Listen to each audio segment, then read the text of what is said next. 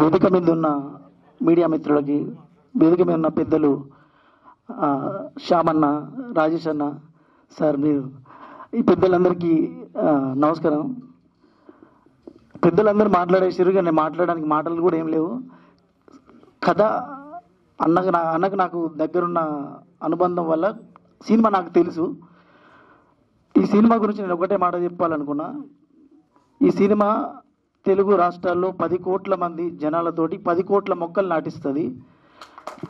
ఆ 10 కోట్లకు 10 వసూలు చేసి ఇంత నిస్వార్థంగా తీస్తున్న మా ప్రొడ్యూసర్ అన్నలకు, మా రాజనరేంద్రనకి లైఫ్లో ఇది ఫస్ట్ మెట్ అన్నంత బ్లాక్ బస్టర్ అందాలని టీం అందరికీ all the best తెలియజేసుకుంటాను.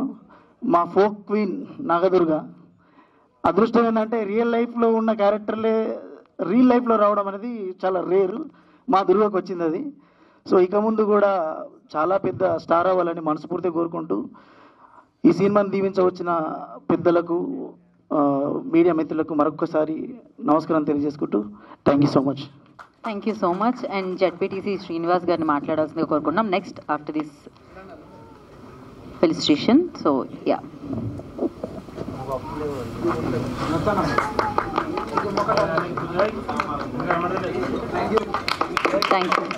Thank you so much Lakshman గారు.